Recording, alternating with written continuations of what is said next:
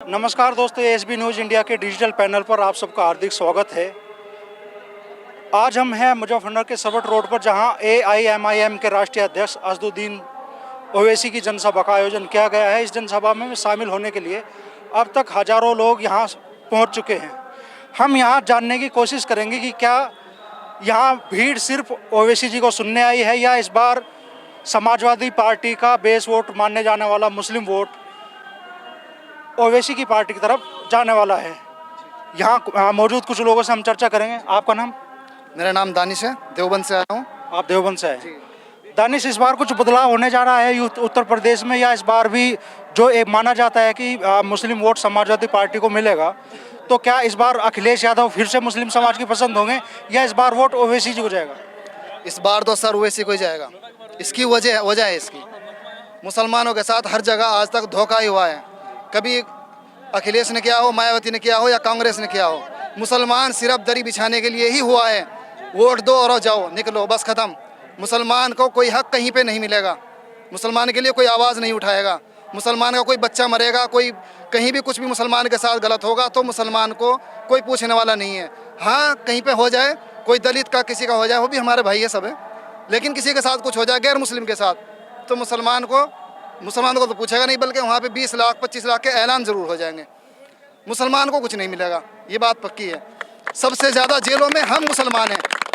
हमारे दर्द को कोई नहीं समझता। जब हमारे वोट लेने के लिए तैयार हैं, वो खुद 7% हैं, मुख्यमंत्री बनते हैं, हम 20% हैं, और हमारा हक इतना भी नहीं मिलता कि हमें जो उन्होंने आरक्षण की बात की थी 12% या 18% की, मेरे याद नहीं है जितनी बात की थी उन्होंने, मैं भी उस टाइम पे छोटा था, 2012 में की थी उन्होंने, जब उस टाइम पे इलेक्शन हुआ, तो उस टाइम पे उन्होंने कुछ भी नहीं बोला।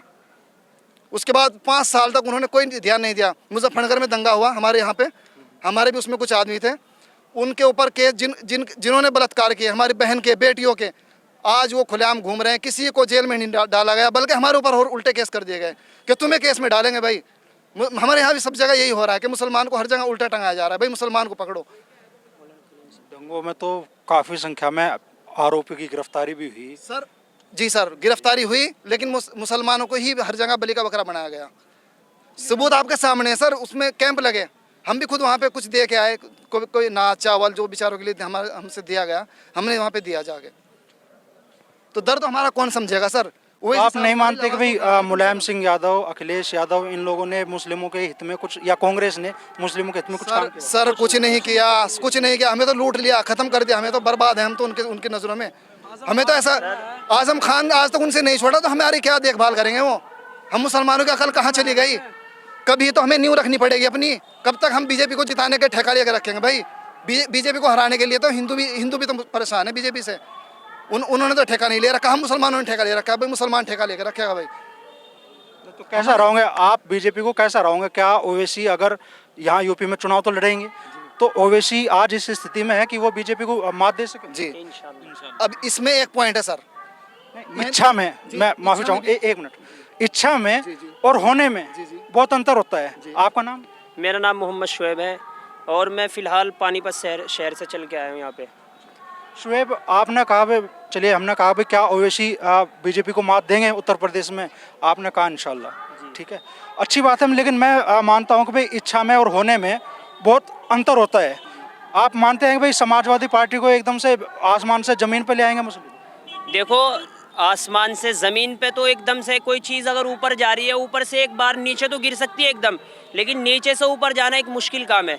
जो असदुद्दीन साहब ने यूपी के अंदर एंट्री की है, तो वो इस नीयत से की है कि जो मुसलमानों को अब तक हमारे ऊपर में जो है जंग आज़ादी के बाद से, जब से हिंदुस्तान आज़ाद हुआ था, उस वक्त से लेकर अब तक जो मुसलमान परेशान है, मजलूम है, और हर एक सेकुलर जो अपने आप को सेकुलर पार्टी बताती है, उसने मुसलमानों का वोट हड़ा और मुसलमानों को पीछे धकेल दिया। उसके अलावा मुसलमानों के लिए न एक स्कूल बनवाया, कुछ नहीं मुसलमानों के लिए काम किया, न शिक्षा है, न रोज़गारी है, कुछ नहीं है, न सरकारी कोई नौकरी है, ठीक है।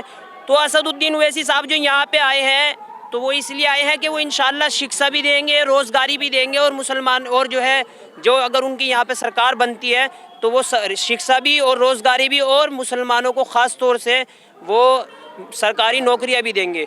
और रही अब अखिलेश यादव को ऊपर से नीचे गिरने की बात, वही अखिलेश यादव हैं कि जिनका एक ऐसा लीडर जिसे आज़म खान के नाम से सब लोग जानते हैं, उसने जिसने अपनी दिलो जान से समाजवादी पार्टी के लिए अपने दिन रात एक काम कर दिया, तो उसको तो वो बचा नहीं सके। जब उनके बारे में बात आती है, असदुद्दीन ओवैसी अपनी ज़बान से वैसे ही कहते हैं कि मैं आज़म खान से मिलने के लिए जेल जाऊंगा। अगले दिन ही अखिलेश यादव कॉन्फ्रेंस करते। क्यों करते? इसलिए कि उन्हें बीजेपी खतरे में नज़र आती है। क्यों? अगर असदुद्दीन ओवैसी साहब वहाँ पे आते हैं और जो है आज़म खान उससे मिलते हैं, तो आज़म जाहिर है रामपुर जो है जहाँ से वो आज़म खान जो है सांसद रहे हैं, तो जाहिर है वो सब आज़म खान के साथ में है, तो असदुद्दीन के साथ में चले जाएंगे। इसलिए अखिलेश यादव डायरेक्ट उसके घर पे पहुंच जाते हैं। अब से पहले क्यों नहीं गए? क्या अगर अखिलेश यादव चाहते तो आज़म खान बाहर नहीं हो सकता था? इस बात का तो आप एक सवाल मैं आपसे करना चाहूँगा। आज यूपी में इलेक्शन है, ओवैसी साहब यहाँ आ रहे हैं। पिछले 4.5 सालों में भी ओवैसी साहब की आमद इतनी नहीं रही है उत्तर प्रदेश में या मुजफ्फरनगर में कि हम कह सकें कि हाँ ओवैसी साहब यूपी के लोगों की हकों की लड़ाई लड़ने में उतने ज़्यादा तैयार दिखते हैं जितना कि उन्हें होना चाहिए। जी देखिए सर, अब से पहले सन 2009 के बाद से सन 2021 अब है, सन 2009 से और अब तक असदुद्दीन ओवैसी को इतना ज़्यादा कोई लोग नहीं जानते थे। क्यों? इसलिए कि जो भी कुछ होता था असदुद्दीन ओवैसी साहब का उस वक्त में इतना ज़्यादा चर्चा नहीं था। लेकिन जब हमारे ऊपर ज़्यादा जुल्म व सितम होने लग गया और उनके बिल्कुल कब्ज़े से बाहर बात होगी, उनके सब्र ने जवाब दे दिया, तो अब असदुद्दीन ओवैसी साहब ने यहाँ पे एंट्री की है। इसलिए तो मुझे उम्मीद है कि जो हमारा नौजवान, इसलिए कि जब कोई कौम किसी कौम को तब्दील होती है ना कोई कौम, तो उसमें सबसे पहले नौजवान बेदार होता है, और आज वो हमारा नौजवान बेदार हो चुका है। अल्लामा इकबाल कहते हैं उकाबी रूह जब बेदार होती है जवानों में, नज़र आती है उनको अपनी मंजिल आसमानों में। तो आज हमारा नौजवान इंशाल्लाह बेदार हो गया है। जब हमारा नौजवान, क्योंकि आज माहौल वो है कि अक्सरियत ऐसी है कि घर के अंदर नौजवान की चलती है, तो अब नौजवान बेदार हो गया, वो अपने इंशाल्लाह बड़े लोगों को भी उसकी तरफ लाएगा जो उसे हक और सच दिख रहा है, और इसीलिए इंशाल्लाह असदुद्दीन ओवैसी साहब यूपी के अंदर कामयाब होंगे। यहाँ बड़ी संख्या में युवा भी शामिल हो रहे हैं इस रैली में। कुछ युवाओं से हम बात करना चाहेंगे। आप कहाँ से हैं दोस्त? जी मैं यहीं से, मैं मुजफ्फरनगर से। मुजफ्फरनगर से। क्या नाम है आपका? इन्फाक, मोहम्मद इन्फाक। इन्फाक, क्या लगता है कि इस बार मुजफ्फरनगर में या उत्तर प्रदेश में मुस्लिम अखिलेश यादव का साथ छोड़ के ओवैसी के साथ आएंगे? जी देखो, ऐसा तो होना चाहिए, ओवैसी साहब को के साथ ही होना चाहिए। आपके जो बातें इन्होंने कही है मैं उनसे सहमत हूँ। जी नहीं, आप मान लीजिए ठीक है ओवैसी साहब लड़े, आप उनके तरफदार हैं, लेकिन क्या आपको लगता है कि ओवैसी साहब अगर उत्तर प्रदेश में चुनाव लड़ते हैं तो बिहार में भी ऐसा ही हुआ, ओवैसी साहब ने चुनाव लड़ा, वोट बटी और बीजेपी की सत्ता फिर से आ गई नीतीश जी के समर्थन में। यूपी में ऐसा ना हो, आप कैसे रोकेंगे इस बात? जी नहीं, सीटें जीती लेकिन मदद तो एक तरह से बीजेपी को ही वोट बटी, तो 5 सीटों पे फर्क रहा सर। नहीं 5 सीटों पे फर्क रहा। ओवैसी साहब ने इलेक्शन लड़ा, 5 सीटें उन्होंने जीती, 6 सीटों पे वो दूसरे नंबर पे रहे, तो वे तो सीटें उनके आगे चल के वो उनको भी 6 को भी जीतेंगे। लेकिन उसका असर अगर इस चीज का डर है ना कि वो वोट कटेगा, तो साथ में लो ना। हमें छूने से डरते क्यों? मुसलमानों को छूने से डरते क्यों हैं फिर? अब अखिलेश कह रहे भाई ये ओवैसी बीजेपी का एजेंट है, अपने साथ में लो ना, 20-30 सीटें दे उनको, हमें भी तो हिस्सेदारी चाहिए। पर नहीं, हमारा वोट चाहिए, हिस्सेदारी नहीं मिलेगी हमें। हिस्सेदारी तो तुम्हें मिलेगी नहीं, पीछे रहो बस।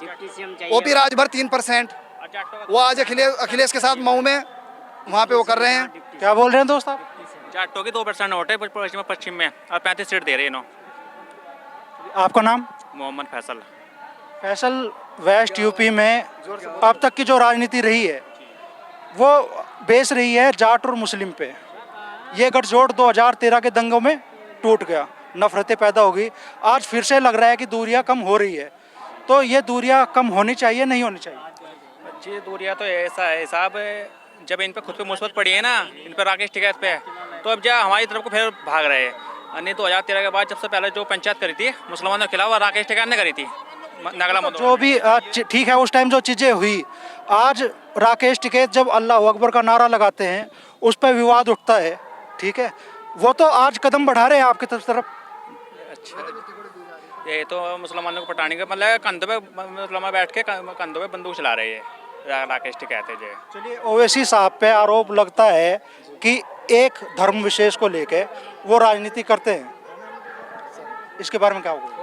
धर्म विशेष को लेके कौन राजनीति नहीं कर रहा है, पहले ये बताइए सर आप। नहीं होनी चाहिए फिर। यादव अपने हक की बात करेगा, ब्राह्मण अपने हक की बात करेगा, बीजेपी अपने हक की बात करेगी, तो मुसलमान सर कहाँ जाएगा फिर? नहीं तो क्या आप इस बात पर मोहर लगाते हैं कि हिंदुस्तान में धर्म के आधार पे राजनीति होनी चाहिए? धर्म एक उसका जवाब है ना। नहीं क्यों? नहीं, अरे भैया जवाब है मेरे पास जवाब है इस चीज़ के का। सवाल हमसे क्यों किए जाते हैं बताओ, ये तीखे सवाल हमसे क्यों किए जाते हैं? और अगर मेरे पास कोई बीजेपी का, अगर दोस्त मेरे पास बीजेपी, सुनिए मेरी बात, अगर मेरे पास कोई बीजेपी का ऐसा लीडर खड़ा होगा जो हिंदू मुस्लिम के नाम पे बात करता हो, तो मैं उससे भी यही सवाल करूंगा। मैं उससे भी, मैं कह रहा हूं दोस्त, आरोप लगते हैं, मैं कहा आरोप लगते हैं, ठीक है ना?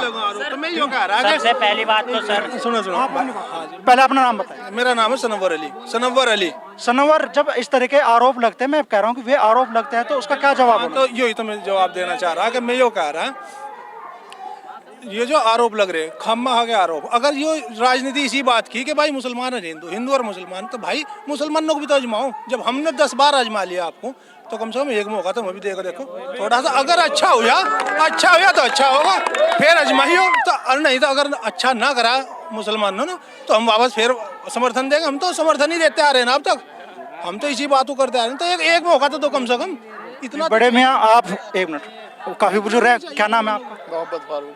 मोहम्मद फारूक, कहाँ से बड़ी में आप? यहीं से मुजफ्फरनगर। मुजफ्फरनगर में अब से पहले इसी मुजफ्फरनगर में मुनव्वर हसन भी सांसद रहे, कादिर राना भी सांसद रहे, ठीक है। एक बड़ी लंबी फहरिस्त है मुजफ्फरनगर में मुस्लिम नेताओं की, जो दोनों पक्षों की वोट जिन्हें बड़ी तादाद में मिली। सईद उल जमा साहब भी हैं। जब मान लो गठबंधन में सईद उल जमा साहब ने चुनाव लड़ा, तो क्या जाटों ने वोट नहीं दी? हाँ, जाटों ने भी दिया। तो ये तारतम्य बने रहना चाहिए कि नहीं बने रहना चाहिए? नहीं, वो तो बात ठीक है जाटों में, लेकिन मुसलमानों के बारे में तो कोई सोचता ही नहीं। जो उन सभी वो ये नीचे वाले हैं, जो भी हो सकता हो जा, ऊपर वाला तो वही है, उसकी सुनता ही नहीं। फिर मैं बता रहा हूँ, यादव ने अपने लीडर खड़ा किया है, दलित ने अपना खड़ा किया है, ब्राह्मण ने अपने लीडर खड़ा किया। अगर मुस्लिम अपना लीडर खड़ा करना चाहते हैं तो परेशानी क्यों है? बताइए क्यों है, बताओ। हमें भी तो लीडरशिप चाहिए नहीं, हमें भी तो हिस्सेदारी चाहिए नहीं। दिक्कत इस बात से नहीं, हमें सरकारी कुर्सी भी चाहिए, सरकारी वर्दी भी चाहिए, सरकारी कलम भी चाहिए, सरकारी दफ्तर भी चाहिए। हमें ये सब चीज चाहिए। हम इन चीज के लिए, हम हिस्सेदारी के लिए लड़ रहे हैं सर। हमें ये नहीं कि सिर्फ रास्तों का विकास चाहिए, हमें शिक्षा भी चाहिए, हमें सरकारी कॉलेज भी चाहिए, हमें सरकारी दफ्तर भी चाहिए, सरकारी वर्दी भी चाहिए, हमें सरकार में हिस्सा चाहिए। 19% है हम यूपी के अंदर। जब 7% यादव अपनी सरकार बना सकता है, तो हम 19% रह के हम हिस्सेदारी भी नहीं मांग सकते आपकी। क्या बात कर रहे हैं आप सर? बिल्कुल सही बात है। मैं भी इस बात का तरफदार हूँ। अकेले मुस्लिम ही नहीं, दलित भी, या हर वो दबा कुचला आदमी जिसे आज तक एक मिनट दोस्त, उत्तर प्रदेश की जनता को लीडर बनाने आए हैं सर। ये तो हर नेता के वचन है। हर आदमी कहता है प्रधानमंत्री, देखिए सुनिए एक प्रधानमंत्री ने पूरे इलेक्शन की कैंपेन में प्रधानमंत्री नरेंद्र मोदी ने खुद को चौकीदार लिखा, ठीक है। और जिस दिन चुनाव जीत गए, चुनाव जीतने के बाद सबसे पहला काम उन्होंने ट्विटर से चौकीदार हटाया। तो ये बात तो हर आदमी कहता है, हर नेता करता है, ठीक है। लेकिन मेरा सवाल आपसे ये है कि 4.5 साल ओवैसी आपका दुख, आपका दर्द पूछने क्यों नहीं आए? अजी आप 4.5 साल की बात करते हैं। 2017 के दंगे में ओवैसी साहब मुजफ्फरनगर आए थे। आप 2000, अगर आपकी नॉलेज में नहीं, हमारी गलती थोड़ी इसमें। नहीं, हर जगह जहाँ भी बैकवर्ड क्लास के जो लोग हैं, मुस्लिम समाज के जो लोग हैं, पूरे हिंदुस्तान में जहाँ भी इनकी समस्या है, हर समस्या में खड़ा नजर आता है बंदा। आप 4.5 साल की बात कर रहे हैं, आप 4.5 साल हर मकाम पे खड़े नजर आते हैं। बैकवर्ड क्लास की हर जगह क्या रहनुमाई करते नजर आते हैं वैसे साहब। आप कैसी बात कर रहे हैं सर? 4.5 साल की बात। तो क्या इस बार यूपी में परिवर्तन होने जा रहा है? क्या इस बार लोग अखिलेश का साथ छोड़ के ओवैसी के साथ? बिल्कुल बिल्कुल बिल्कुल जाएंगे सर, बिल्कुल जाएंगे। अखिलेश यादव जी ने यादव जी ने 2012 में सरकार बनाई, फिर 2017 में क्या नाम 2017 तक हमें पूछा ही नहीं। कहाँ बताओ, कहाँ है हमारे दरमियान, आए बताइए, नहीं आए ना।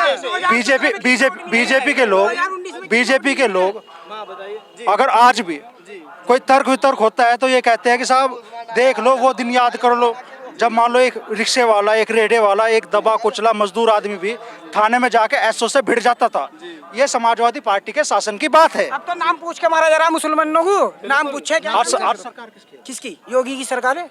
तो हिस्सेदारी की बात ओवैसी साहब बता तो रहे कि हिस्सेदारी की बात करो, तो हिस्सेदारी की बात होगी तो बराबरी की बात होगी। थाने में वर्दी में मजबूर सरकार चाहिए, गठबंधन की चाहिए। मजबूर होंगे तो सबको हिस्सा मिलेगा। अगर मजबूत सरकार होगी ना, किसी को हिस्सा नहीं मिलने का, अपनी अपनी चलेगी, फिर सीधी बात है यो। तो मजबूर सरकार चाहिए, वैसे साथ में खड़े हुए चाहिए हम, बस। सुनने को स्वागत है। दलित को भी हक मिलना चाहिए। समाजवादी के खेमे में इतनी हलचल क्यों है ओवैसी से? दिक्कत क्या है ओवैसी से? पिछले 92 में शायद 90 में इनकी पार्टी का गठन हुआ था समाजवादी का। जब से मुसलमान समाजवादी को वोट करता हुआ आ रहा, क्या दिया? मुजफ्फरनगर के फसादात या मुरादाबाद के फसादात, ये दिया समाजवादी ने। और क्या दिए? कासगंज का दंगा, ये दिया किसी मुसलमान, किसी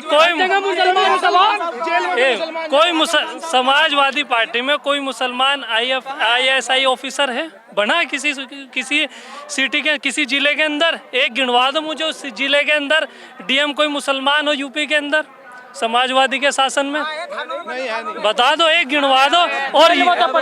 और 7% यादव में मैं 10 के नाम गिनवा दूं मैं। SSP फलाना यादव, DM फलाना यादव, SSP फलाना यादव, DM फलाना यादव। कोई मुसलमान था?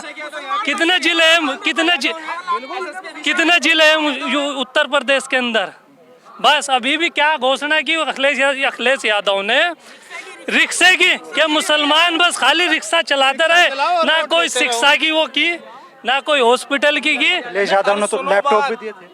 लैपटॉप कोई मुसलमानों को, कोई खाली मुसलमान? एक मिनट, नहीं आप देखे सुनिए, जो नहीं पढ़ा क्या, जो नहीं पढ़ा उसे कैसे लैपटॉप मिले? आप जो सुनिए, कितने लैपटॉप लेते हैं? देखो दोस्त सुनो, दोस्त बात सुनो, ये आपके देखे सुनिए, ये आपके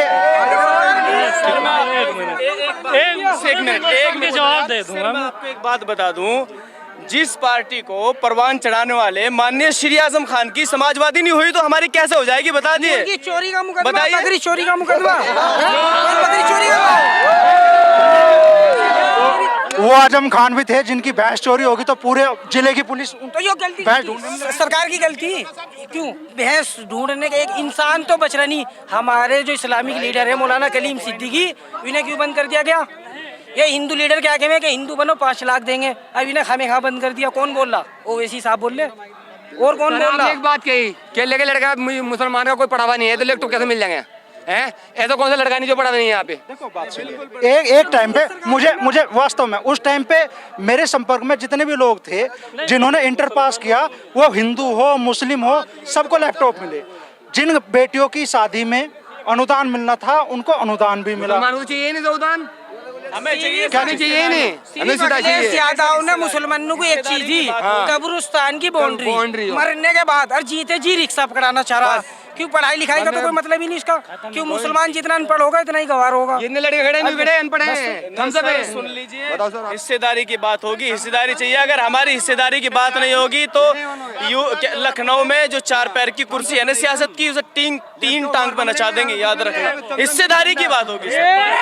तो ये थे ओवैसी साहब की रैली में शामिल होने के लिए आए बड़ी संख्या में मुस्लिम समाज के लोग, और इन्होंने अपनी राय रखी। बताइए कौन है, दिखाइए, बताइए कोई। फिलहाल देखिए 90 किसी एक जगह अगर 95% देखिए सुनिए, नहीं मैं तो कवर करने के लिए आया हूँ, मैं तो आपकी आवाज़ लोगों तक पहुँचाने के लिए आया हूँ। चलिए, ओवैसी साहब की रैली में शामिल होने के लिए जो लोग आए हैं उन्होंने अपनी राय रखी है, और इस राय के जरिए ये निकल के सामने आ रहा है कि इस बार मुस्लिम समाज के वोटरों का भरोसा अखिलेश यादव से उठ रहा है। चुनाव तक अखिलेश यादव इस भरोसे को जीतने में कायम होते हैं या नहीं होते हैं, ये तो समय बताएगा।